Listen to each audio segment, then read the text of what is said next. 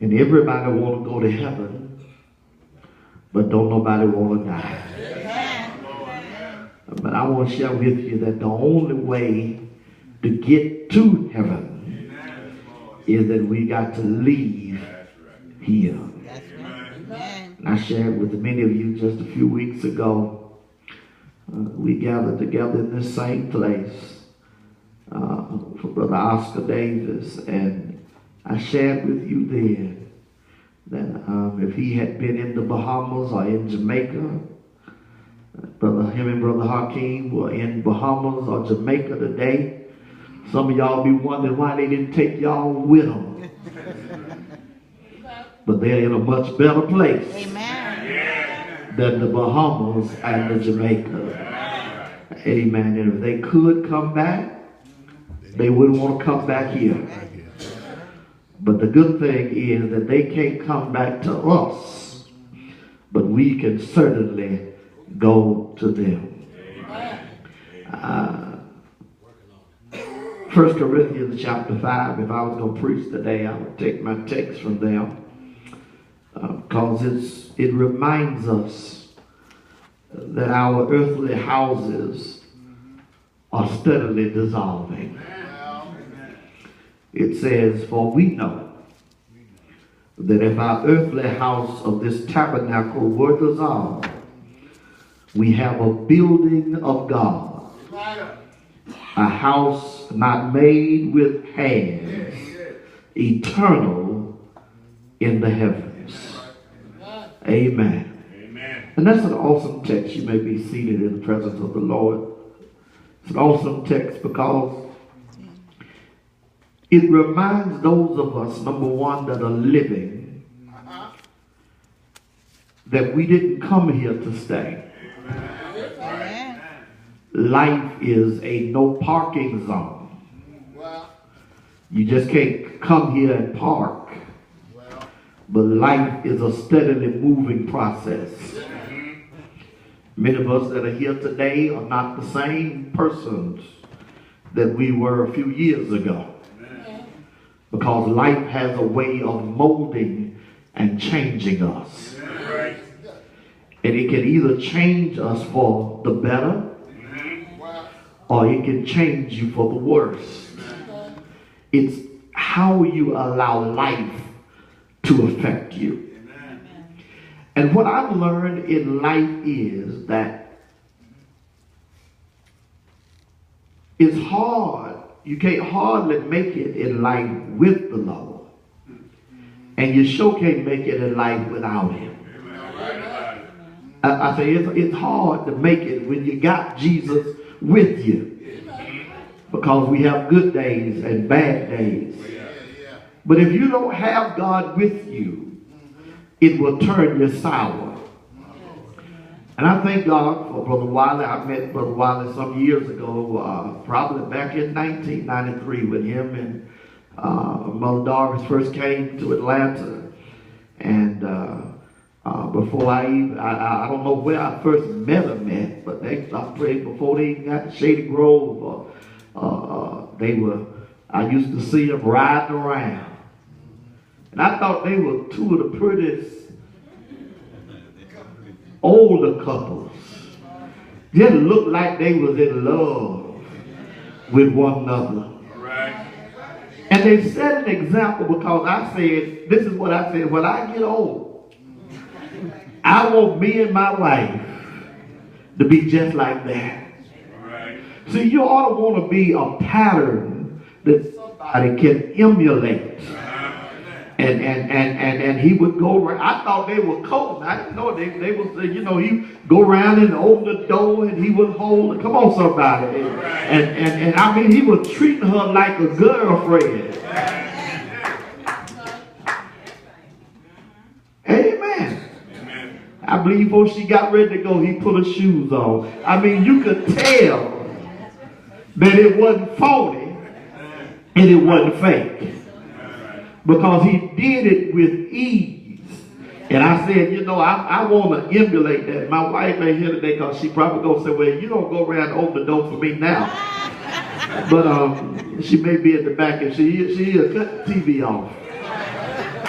But I wanted to emulate the love that he had for his wife. And not just the love he had for her, but the love that she gave back to him. They were an example of how a couple ought to be. You know, you ought not just want to look like you're cold and come up when you're cold, but even after you've been married for years. Amen. And I'm gonna tell y'all something else about Brother Wiley. I'm gonna give him some doubt. Old folks say, I wish he could hear. Well, I know he hears, but I'll give you some doubt. Amen. Anytime you get your ex-wife to get up at your funeral and got something good to say about you. You're right. You got to be a pretty good fella. Let the church say amen. Amen. Let me tell you, they were an example of family because they were an example of a blended family. You didn't know who was whose and who wasn't whose and who was who and who was step and who was half and who was what, because they blended them together so they could love each other, because a family is a family. Come on, somebody. And we shouldn't have steps and halves. You just brothers and sisters.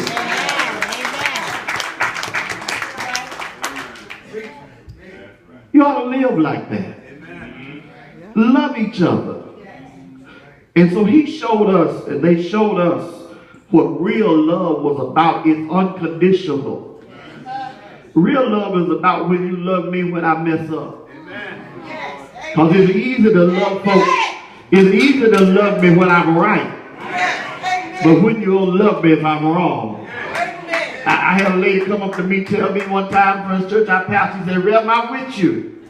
I'm going to with you 100% as long as you're right. I said, well, I don't need you. That's right. That's right. I got enough folk with me when I'm right. I need some folk that going to be with me when I get wrong to help me get right.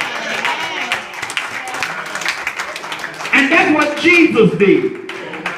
That's why folk in the established church really didn't like Jesus, simply was because he hung out with folk that they felt was not up to their class.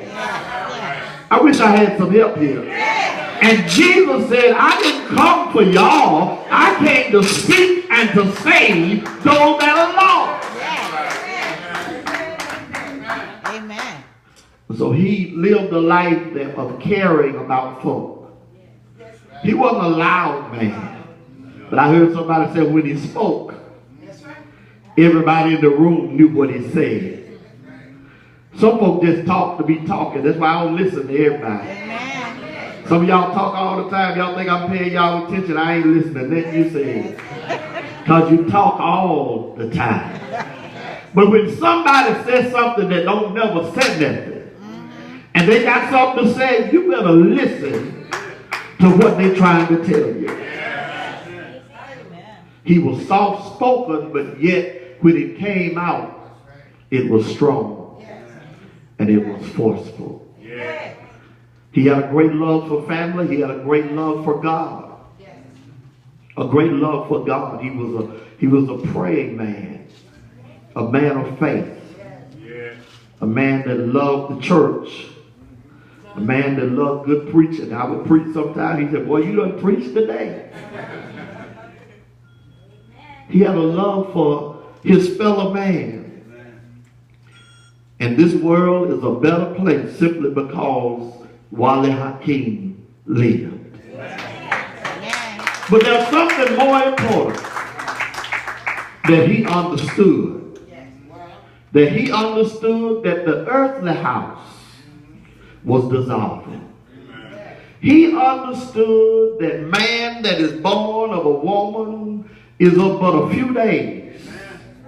He understood that life is but a vapor. We're here one moment and we're gone the next. And so he started making preparations not to die, but to live again. He understood that he had another house